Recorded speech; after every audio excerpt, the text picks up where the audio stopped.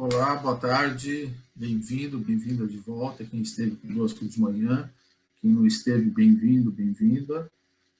Estou iniciando a nossa live com um debate, abertura a perguntas sobre questões do webinar que nós vimos de manhã, inovação ágil, o empreendedorismo alavancando negócios.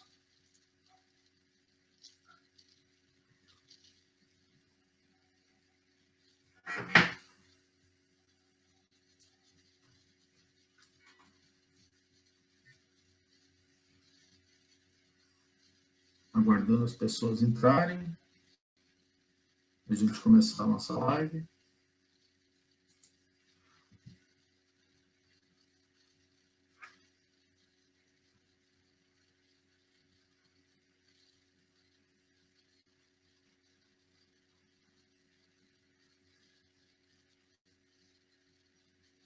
Olá, Luiz, vi que você entrou.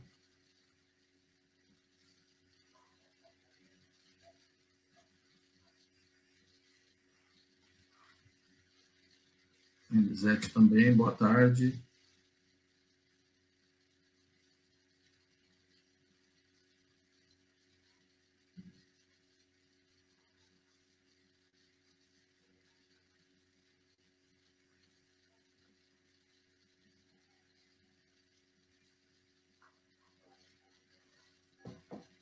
Jefferson, Eric, tudo bem? Estou à disposição de vocês. Coloquem as perguntas que vocês acham que precisa de esclarecimento, dúvidas que vocês têm, contraponto, coisas que vocês não concordaram, com, eventualmente com o que eu falei. Tá tudo bem, vamos debater aqui.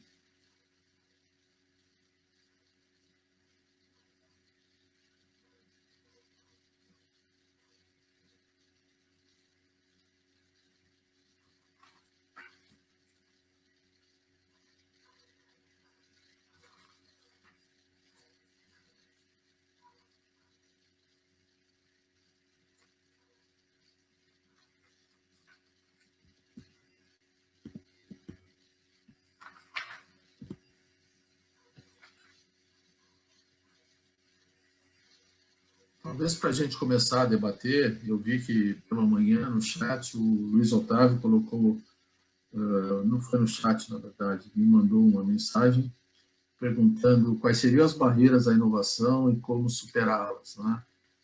De certo modo, eu abordei esse assunto na live, quando eu falei dos paradoxos que uma empresa estabelecida tem que vencer e como é que ela pode superar isso. Eu apresentei um modelo de empreendedorismo inovador, que é muito aplicável a startups, como eu comentei, e depois a gente entendeu esses paradoxos que existem numa empresa estabelecida e que através deles a gente consegue entender o que fazer para levar o modelo de empreendedorismo inovador ou inovação ágil, chamando de outra forma, para dentro de uma empresa consolidada. Né? Só lembrando quais são esses paradoxos, né? Esses são entraves, na verdade, à inovação, são barreiras à inovação. É o paradoxo da flexibilidade, onde num processo de inovação ágil, eu preciso de mais flexibilidade, de mais graus de liberdade para a equipe que vai fazer inovação, para ela poder trabalhar e fazer iterações com clientes, fazer as validações, ficando naquelas duas etapas iniciais, principalmente do modelo que eu apresentei para vocês, na fase de desenvolvimento tecnológico, onde eu tenho que criar a minha proposta de valor a partir de um problema que eu identifiquei no mercado e para o qual não foi dada uma solução, as soluções que existem talvez não sejam as melhores, ou identifiquei um trabalho a ser feito em um determinado segmento de clientes, precisa que alguma coisa seja feita e não encontrou ainda uma solução para isso. Então, eu preciso criar minha proposta de valor em cima da ideia que eu consegui ter. Né? E a partir dessa proposta de valor, eu vou criar um MVP, um produto mínimo viável, para poder testar essa proposta de valor. Esse produto mínimo viável, a gente pode falar um pouquinho dele melhor mais adiante, mas ele pode ser simplesmente um PowerPoint de apresentação da minha proposta, que foi o que fez, por exemplo, o Dropbox. Dropbox, para quem não conhece, é uma forma de armazenamento, de compartilhamento de arquivos na nuvem, né, de sincronização dos arquivos da tua máquina com o que você tem na nuvem, e pode acessá-lo de qualquer lugar, antes de lançar o sistema, de lançar essa plataforma, é semelhante ao Google Drive, é semelhante ao OneDrive da Microsoft, Google Drive do Google, para quem conhece. Antes de lançar essa plataforma, eles criaram um PowerPoint e liberaram na internet para as pessoas verem o que elas achavam, se achavam viável, se achavam válido, porque não era comum naquela época, não me lembro se já existia o Google Drive, o OneDrive, né? Talvez não existisse, não com os recursos que tem hoje. Eles colocaram, aquilo foi o MVP deles. Tá? Então, essa flexibilidade de fazer as coisas de uma forma mais ágil, mais flexível, sem ter que pedir autorização para vários níveis dentro de uma estrutura hierárquica mais fechada, né? E até falhar, não no sentido de fracassar, mas no sentido de falhar mesmo, aprender com essa falha. Uma empresa estabelecida tem essa dificuldade, eu preciso ter mais flexibilidade. Esse é um dos paradoxos. O outro paradoxo é o paradoxo da falha. Falei da falha agora há pouco. Bom, uma empresa estabelecida, normalmente, ela premia o sucesso, ela não premia falhas, né? Parece estranho a gente falar em premiar falhas, mas você premiar uma falha responsável de alguém que está tentando inovar e que sabe que tem um processo de aprendizado nesse caminho, um processo até de tentativa e erro, precisa ser valorizado de algum modo. Né? Imagine que você tenha um sistema de meritocracia que premia as pessoas que conseguem o melhor desempenho. Né? Se você estabelece uma inovação ágil, onde aquela equipe que está fazendo inovação ágil vai falhar, como é que você faz uma meritocracia? Como é que você premia essas pessoas que falharam? Bom, você tem que estabelecer parâmetros para isso, você tem que tentar entender que aquela falha é esperada dentro daquele tipo de processo. Né? De novo, tem que ser uma falha responsável. Tá? Então, eu tenho que conseguir colocar isso dentro do meu sistema. É um outro paradoxo a ser vencido. Outro paradoxo é o do sucesso nos negócios. A empresa, normalmente, ela tem um plano estratégico, algumas trabalham isso de uma forma mais estruturada, outras nem tanto, mas, de qualquer jeito, ela tem as suas iniciativas estratégicas, coloca aquilo em prática, e aquilo tem dado resultado para ela. Ela tem seu portfólio de produto, bens ou serviços, tem seu portfólio de negócios, e aquilo dá resultado para ela. E ela fica sentada em cima desse sucesso. Né? Só que ele não vai durar para sempre. Tá? E aí aparece alguém dizendo que, olha, quem sabe a gente faz alguma coisa diferente do que a gente vem fazendo. Né? Isso vai competir por recursos financeiros, pessoas dentro da organização. De novo, vou ter que romper com esse paradoxo para poder tentar seguir por essa nova linha. Tem um outro paradoxo, que é o paradoxo do conhecimento. Né? Quanto mais eu sei, mais eu acho que não preciso aprender nada novo, não preciso fazer nada diferente. Né? Aí entra a síndrome da expertise. Tá? E a gente sabe que no mundo de hoje, uma dinâmica da maneira como elas estão, cada vez mais o aprendizado diário é necessário. Então, eu preciso romper também com esse paradoxo do conhecimento. E, por fim, tem o paradoxo do alinhamento estratégico. Está todo mundo indo numa mesma direção, de repente aparece um louquinho ali e diz, olha, tem uma direção diferente para a gente seguir. E pode dar um bom resultado. Né? A primeira reação a gente sabe qual é, rejeição. Tá? Então, esses são paradoxos a serem vencidos, e são barreiras à inovação, na verdade. Né? Talvez a principal barreira por trás de todas essas seja o medo de fazer alguma coisa diferente. Né? O que eu fiz até aqui me trouxe até aqui, me trouxe de uma forma bem sucedida, e aí, como é que eu faço? Tá? Como é que eu faço para mudar isso? É difícil, mas a gente precisa vencer isso. Né? Então, essas são as formas de fazer de romper com essas barreiras. Né? O como superá-las seria implantando um modelo de inovação ágil dentro da organização, com uma equipe própria, multidisciplinar, que tenha liberdade, ganhe graus de liberdade para falhar, que ganhe um orçamento, né? Um investimento, vamos pensar assim, não é orçamento, é um investimento para poder fazer esse desenvolvimento, e que seja premiada se fizer isso com competência, mesmo ocorrendo algumas falhas. Tá? Então, eu tenho que dar graus de liberdade para essa equipe, eu tenho que deixá-las tomarem decisões ágeis, aí também vem a questão da agilidade, tomar decisão sem pedir autorização para vários níveis dentro da organização. Essa é a forma de romper com esses paradoxos. Né? Essa é uma primeira questão que eu acho importante. Né? Foi nos colocado pelo Luiz Otávio. A Elisete está me perguntando se uma empresa, deixa eu colocar na tela aqui para vocês, Se uma empresa não quer investir numa equipe de inovação, como pode proceder na inovação? Deixa eu só fazer uma coisa justa, eu não coloquei a questão do Luiz Otávio, então deixa eu colocar o Luiz Otávio aqui, né? Foi o que eu acabei de responder. Que tal começarmos com as dificuldades existentes para inovar numa empresa e como superá-las? Eu acabei de procurar responder. A Elisete está colocando uma outra questão aqui para nós. Se uma empresa não quer investir numa equipe de inovação, como proceder para inovar? Bom, essa é uma outra pergunta interessante, tá? Aí vem, talvez, a gente pode usar o conceito da inovação aberta. O que é inovação aberta? Né? Em contraponto à inovação fechada. Inovação fechada é aquela onde o processo de inovação, de desenvolvimento de um novo produto, de um novo negócio, é feito com equipe própria da organização que já está lá dentro e ela normalmente tem um trabalho já definido nessa linha de ação, ou seja, ela tem um processo de pesquisa e desenvolvimento mais tradicional, mais linear. Tá? Inovação aberta, não, eu trago gente de fora, né? Eu trago novos atores para o negócio, para o desenvolvimento, gente externa, que podem ser e devem ser tanto especialistas naquilo que eu estou pensando em desenvolver, quanto clientes que vão ser atendidos por aquela minha inovação. Quando eu estou falando em clientes aqui, a gente pode pensar tanto em clientes corporativos, outras empresas, se o meu negócio atende empresas, quanto clientes finais, né? O usuário final de um determinado produto, de um determinado serviço. Depende do negócio. Tá?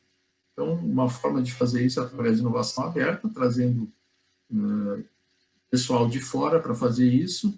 A ideia é que eu consiga gerar mais valor com isso, né, em termos de geração de ideias e de soluções.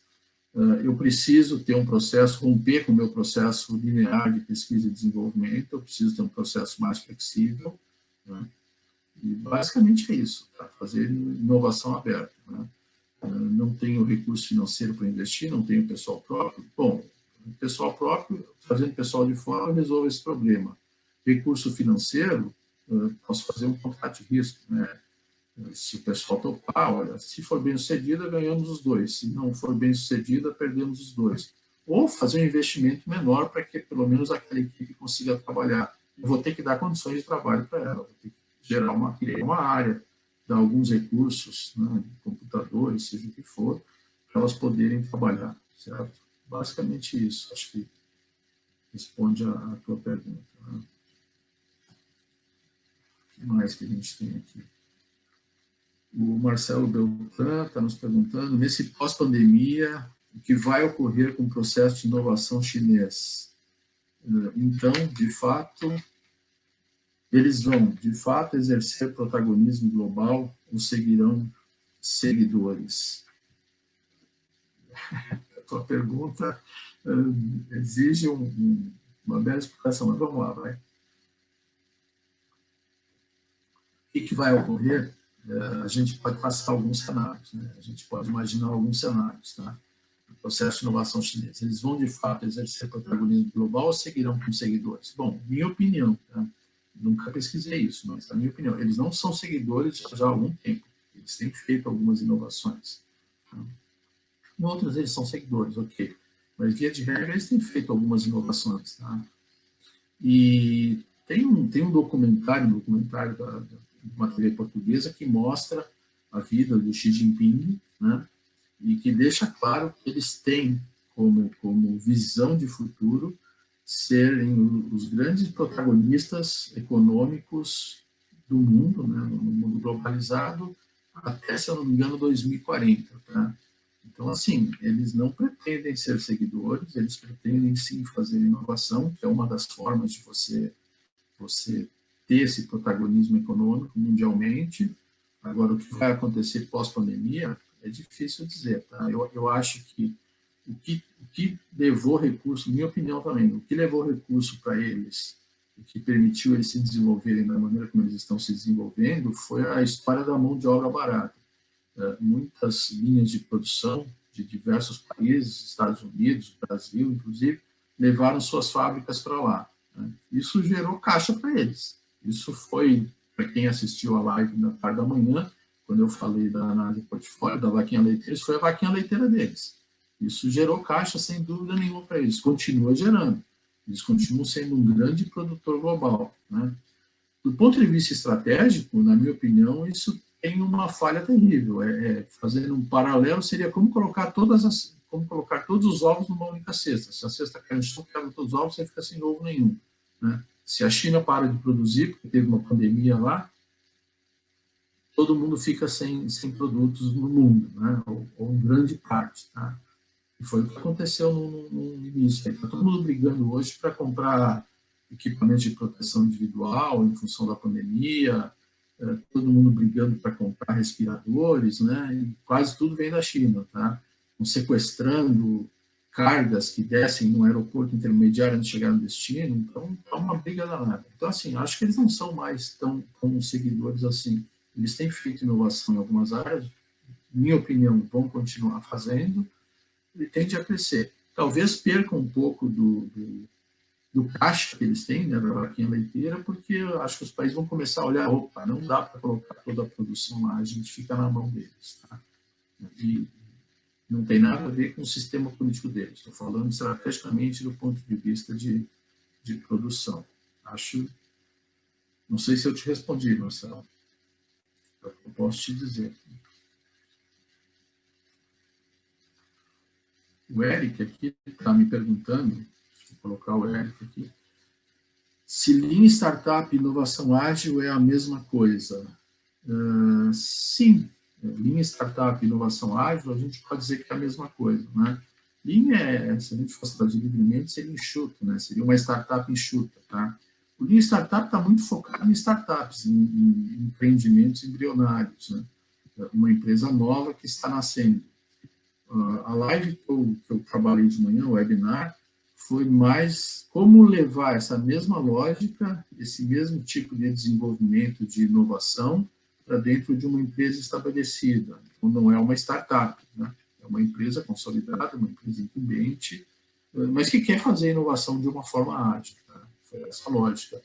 Mas a gente pode dizer que sim, que uma startup é uma forma de inovação ágil, com certeza, né? Qual é a ideia básica? Né? A ideia básica é você construir a tua solução em cima de uma ideia, de um problema que você identificou no mercado, você medir isso, né? Medir o resultado, ver se o mercado aceita bem a tua solução, se ele atende à necessidade do mercado, se ele resolve um problema de um trabalho a ser feito, e aprender com isso. Então, é um ciclo, né? O ágil é exatamente isso. Você aprende o que deu certo, o que não deu certo na tua solução, você refaz. Aí entra um outro conceito que é o da pivotagem, tá? É você rever a tua estratégia ou o teu produto em relação a isso, né? Mas, basicamente, é transformar uma ideia num produto, né? Fazendo isso de uma forma ágil, validando rapidamente com clientes, aprendendo e pivotando. Essa é a ideia da Lean Startup. Tem um livro bastante bom do Eric Ries, né? Exatamente Lean Startup, é o primeiro livro dele. Eu recomendo, quem não leu, quem se interessa pelo assunto, vale a pena ler. Claro que se eu sou uma empresa consolidada para levar aquilo para a minha organização, eu tenho que entender que aquele livro está focado numa empresa embrionária. Mas é só você abstrair um pouquinho que você consegue levar para a tua organização. Mais alguma coisa, gente?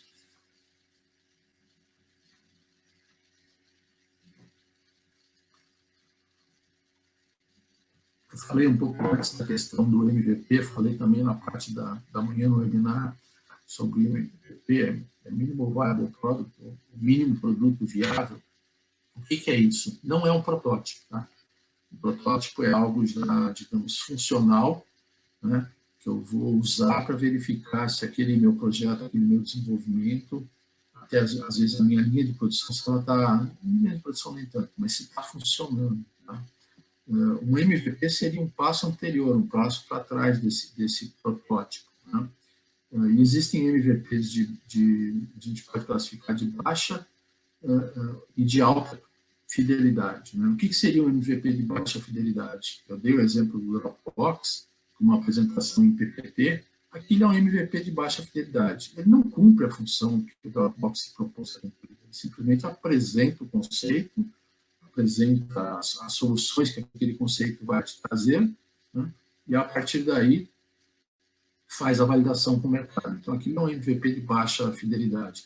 Um de alta fidelidade já seria um Dropbox funcionando, talvez com recursos limitados, com capacidade de armazenamento limitada, com uma sincronização manual e não automatizada, por exemplo, né? E esse seria um MVP de alta fidelidade, onde eu já consigo testar funcionalidades, né?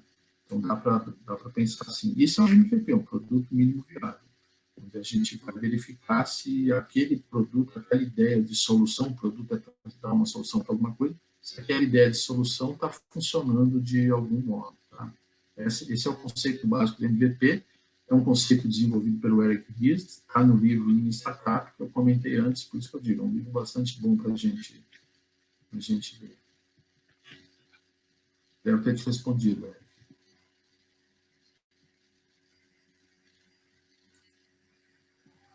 A Elisete aqui está me perguntando de onde se pode tirar ideias para inovação. Existem algumas fontes conhecidas? Sim, acho que a gente pode entender que, classicamente, historicamente, existe a pesquisa, fontes de inovação, basicamente, a pesquisa básica e a pesquisa aplicada. Tá? Essas são as duas grandes fontes de inovação. A pesquisa básica é aquela que acontece em academias, né, em centros de pesquisa.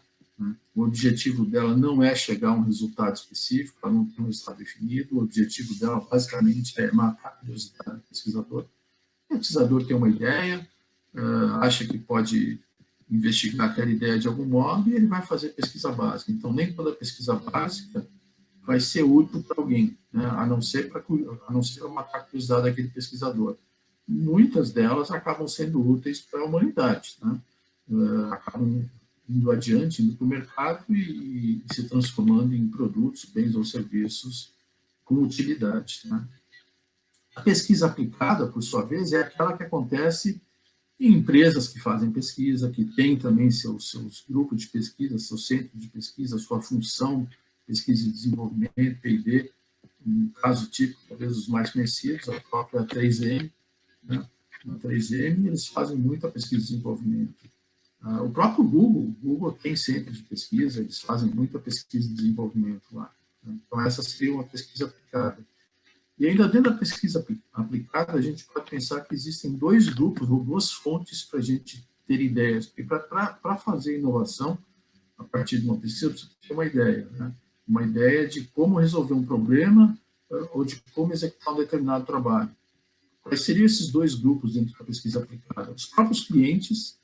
Esses clientes podem ser empresas, corporações, se a minha solução é para atender uma necessidade de uma outra empresa, mas também pode ser o cliente final, o usuário final de um determinado produto ou serviço. Então, depende qual é o foco de inovação que eu estou dando para o meu produto. Tá?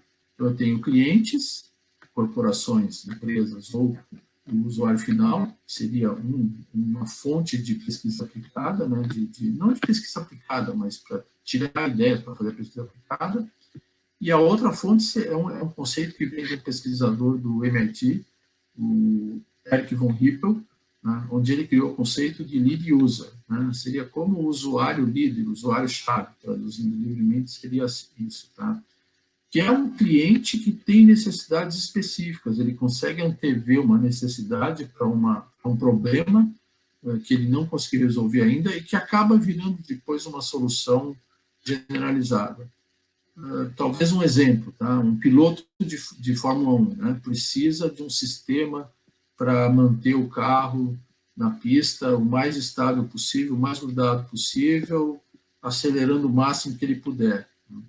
Daí veio a solução que a Williams deu há alguns anos atrás, quando o Piquet ainda corria, era o piloto, e foi o Piquet, até onde eu sei, que deu essa ideia, de fazer a suspensão automatizada, né? Fazer uma suspensão automática. Tem um nome agora, não me lembro, suspensão... Puxa, esqueci. Mas é a suspensão automatizada, tá? Ou seja, qual era a ideia? Manter o carro sempre à mesma altura do chão, independente se eu estava em alta velocidade, em baixa velocidade, se eu estava numa reta, numa curva. Então, fazer aquela suspensão eletrônica, né? que levantava ou baixava o carro conforme as condições de dirigibilidade, tá?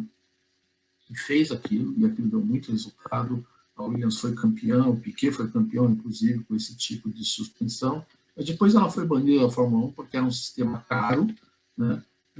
Lembrando de um conceito que a gente trabalhou de manhã sobre inovação, é um tipo de inovação radical, de ruptura, quebra um paradigma, né? Então, a altura do carro em relação ao solo é mantida eletronicamente, sempre no mesmo nível. Então, ele foi banido na Fórmula 1 porque era muito caro, as outras equipes não conseguiam desenvolver. Tá? Então, esse é um outro tipo de local, de cliente para quem a gente deve olhar quando a gente está fazendo uma pesquisa aplicada. É identificar quem seriam os lead users, né? Esses usuários-chave, usuários de ponta, que podem identificar necessidades muito antes de um usuário comum. Tá? Inclusive, essa suspensão automática chegou. Tem alguns veículos de luxo de algumas fábricas que têm esse tipo de suspensão. Tá? Essa é a ideia. Acho que eu consigo te responder, Zé. Quem mais?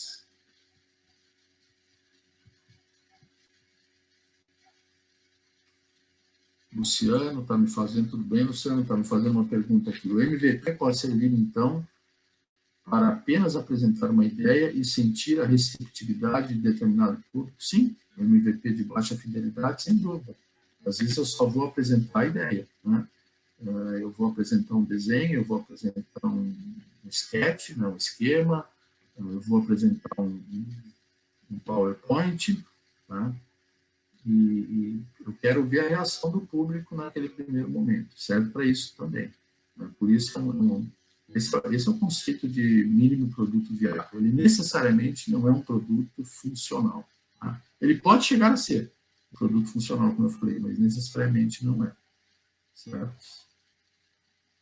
Suspensão ativa, alguém me lembrou aqui. Obrigado, isso aí, suspensão ativa. Tá? Caso típico, né, de inovação radical. Legal, obrigado. O Eric aqui está me perguntando, em empresas com filiais diferenciadas, como coordenar na implantação de medidas inovadoras? Eu não sei se eu entendi a tua questão, Eric, mas assim, eu tenho empresas que são globais, têm unidades em vários cantos do mundo, né? E aí eu quero fazer uma inovação ágil com uma equipe multifuncional. Eu posso ter uma equipe multifuncional pensada de uma única unidade, de uma única filial, como posso pegar pessoas de várias filiais, que podem, inclusive, localizadas em países diferentes, tá? Que pode me dar uma vantagem. Né? A diversidade me ajuda bastante nessa questão de gerar ideias de valor para fazer inovação. Tá? Se eu entendi a tua pergunta, é assim que eu te responderia. Né?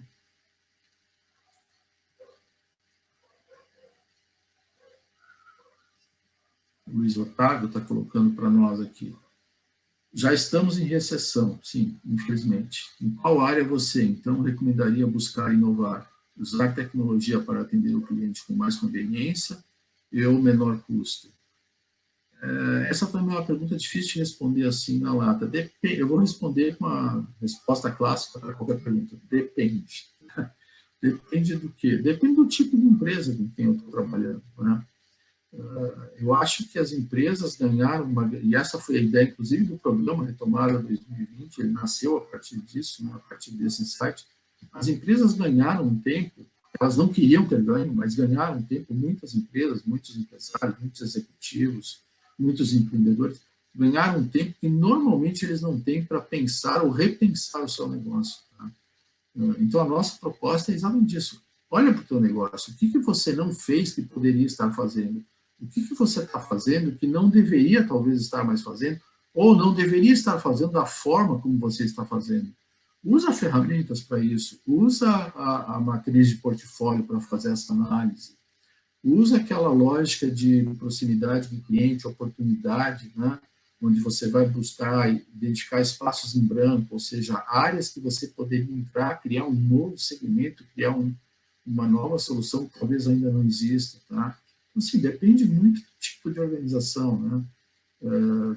Para saber aonde inovar, tá? Tenta ouvir o mercado, né? Ouvir no sentido amplo, olhar para o mercado, ver o que está acontecendo, ver os teus clientes atuais, clientes que você poderia estar atendendo e não está atendendo, o que eles estão fazendo, o que eles estão falando, quais que dificuldades eles têm hoje, né, para acessar o teu produto, e como você poderia fazer para superar essas dificuldades, né?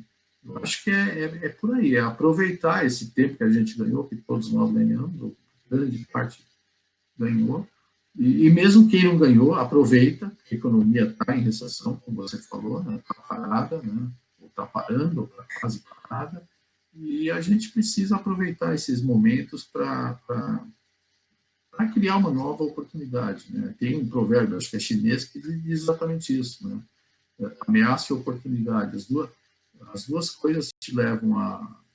Depende de como eu enxergo, né? Uma determinada situação. A crise, ela pode ser uma ameaça, essa crise da pandemia pode ser uma ameaça para uns, pode ser uma oportunidade para outros, tá? Depende de como eu enxergo. Acho que é melhor a gente enxergar como oportunidade. Você estabelecer um mindset, que é tema do nosso próximo webinar, de crescimento e buscar novos caminhos para crescer. Às vezes, deixando de insistir naquilo que você vinha fazendo, né? Mesmo que aquilo te dê resultado, continua fazendo, mas passa a investir em novas áreas para voltar a crescer. Essa é a resposta que eu te daria. Claro que redução de custos tem que ser uma busca contínua nesse processo, tá? Onde é que eu posso reduzir custos da minha operação? E aí eu tenho que olhar para processos, né, para ver onde é que eu estou gastando o que eu não precisava gastar. Tenho que olhar que cursos eu estou usando que eu não precisava estar usando, da maneira que eu estou usando, de uma maneira talvez não tão eficaz. Acho que é por aí.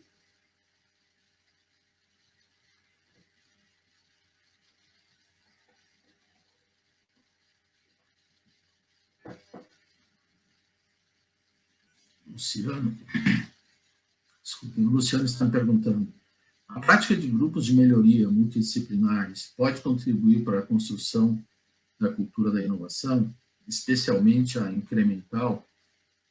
Pois é, Luciano, grupos de melhoria é um termo que vem lá da qualidade total, da década de 60, do século passado, bastante usado no modelo japonês, tá? E, aliás, a gente tem muita coisa para aprender com o modelo japonês, em termos de inovação, inclusive. O Lean Startup, o Eric Ries, que escreveu o livro, ele diz isso, a ideia dele veio do modelo Toyota de produção, modelo de produção enxuta, né? Daí o Lean Startup, né? Veio do Lean Production. Então, assim, grupos de melhoria podem contribuir para a construção de uma cultura de inovação, né? E hoje, como a gente falou de manhã também, a inovação incremental é o que antigamente se chamava de melhoria contínua, tá? Inovação incremental, inovação de sustentação. Então, sim, eles podem contribuir. Esses grupos de melhoria seriam aquelas equipes multidisciplinares para resolver um problema. Só que o grupo de melhoria era focado muito em problema interno, resolver problema principalmente de processo, às vezes de produto também, né? Mas muito olhando do ponto de vista interno. Tá? Quando a gente está falando em grupos de inovação, equipes de inovação multidisciplinares, a gente está pensando em olhar para fora, olhar para o mercado, o que eu poderia oferecer para esse mercado que eu não estou oferecendo, seja uma evolução, né, um avanço na minha linha de produtos atuais, seja um novo negócio. Tá? Contribui para isso. Só não sei se contribui diretamente para a cultura da inovação. Para fortalecer ela, sim. Na verdade, quem tem que estabelecer cultura de inovação, a cultura empresarial, são os executivos da empresa, são os sócios, os fundadores, os executivos, se é uma empresa mais profissionalizada. Mas, sim, esses grupos podem contribuir para isso, com certeza. Mais alguma questão, gente? Não sei se eu pulei alguém aqui.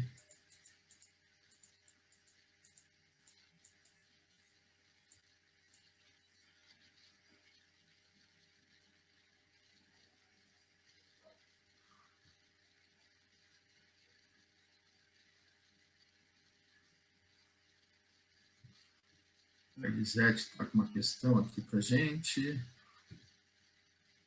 E os que trabalham com design thinking têm mais agilidade para inovar? Não, não necessariamente. Tá? Eu diria que o design thinking é um modelo que você pode usar para fazer inovação. Qual é a ideia do design thinking? Né? É você colocar o cliente no centro desse processo de inovação. Né? Isso o japonesinho lá atrás já fazia, como eu falei. Tá? Lá se chamava foco no cliente. Agora eles mudaram para foco do cliente. Para mim, isso é só um jogo semântico. Para quem conhece o foco no cliente, conhece o foco do cliente, sabe que basicamente estão trabalhando com a mesma coisa. É trazer o cliente para dentro do processo de inovação de algum modo. Tá? Então, o Design Thinking trabalha muito com essa questão de o cliente no processo, né? Isso vai te ajudar em criatividade, em gerar mais valor também. Ele é um processo exploratório que passa por 3 etapas, né? Inspiração, ideação e implementação da solução. Tá? E nesse processo você diverge para gerar ideias e converge para experimentar, para validar aquelas ideias, né? Diverge para ajustar, converge para colocar em prática. Então, é um processo em 3 etapas: inspiração, ideação e implementação. E a ideia básica é vencer 3 restrições que eles entendem que existe, que quem usa esse modelo entende que existe no mercado. Quais são essas restrições? São as demandas humanas, né? Então, isso quer dizer o seguinte: a tua solução tem que ser desejada.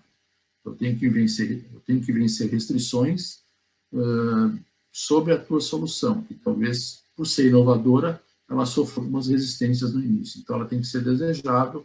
Eu vou vencer a restrição das demandas humanas.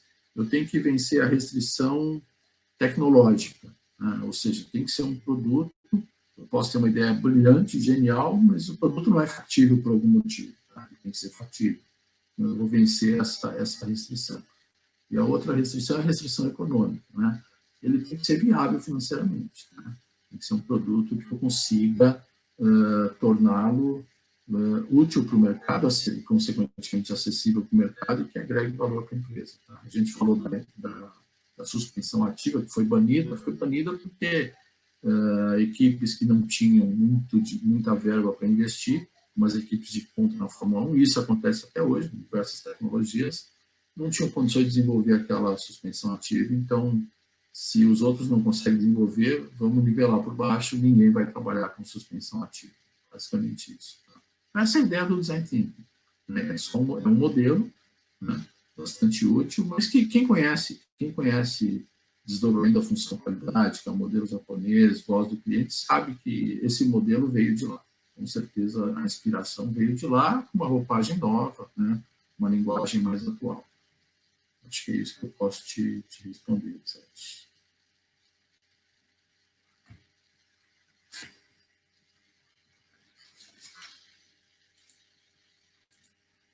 Mais alguma questão, gente?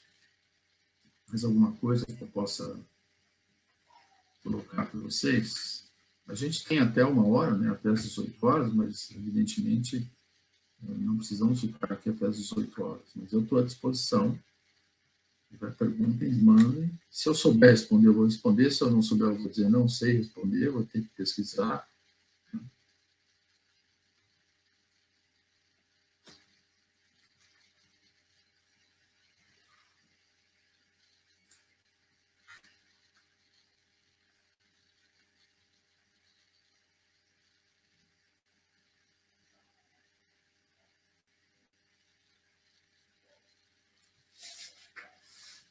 Então, gente, eu acho que é isso. Se ninguém tem mais questões, tá?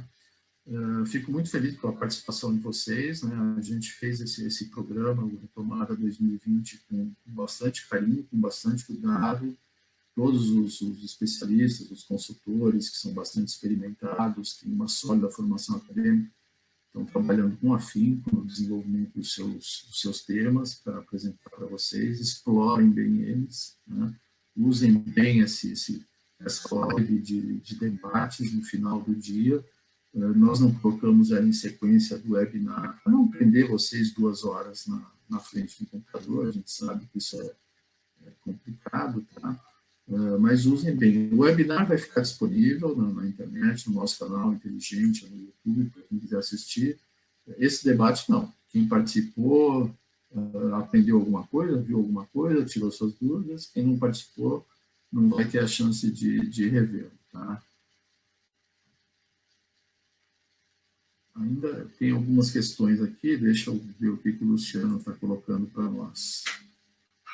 Ainda é cedo para maiores avaliações. ainda é cedo para maiores avaliações. Mas, no teu entendimento, quais segmentos precisarão aplicar inovação em sua reinvenção a partir da pandemia? De novo, é trabalhar com cenário. É difícil, assim, dar uma resposta generalizada. Né? Mas, com certeza, o setor de turismo, de viagens, esses vão precisar se reinventar, porque foram os primeiros impactados fortemente, né?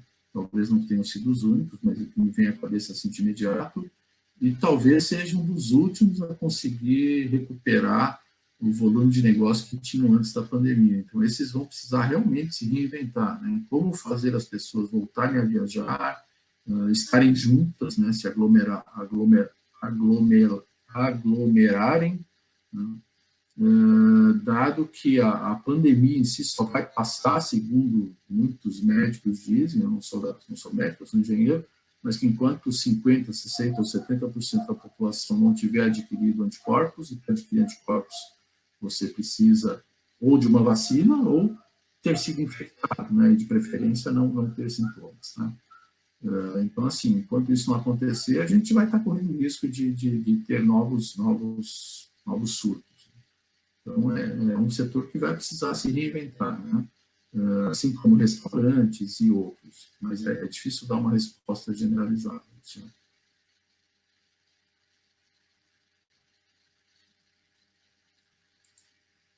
E o Hugo aqui está nos dizendo que sobre a suspensão ativa, mas nesse caso ela não foi usada na Fórmula 1, sim, foi usada durante um tempo, foi banida. No entanto, veio para os carros de rua. Sim, veio, assim como freio a disco, assim como várias outras tecnologias, né?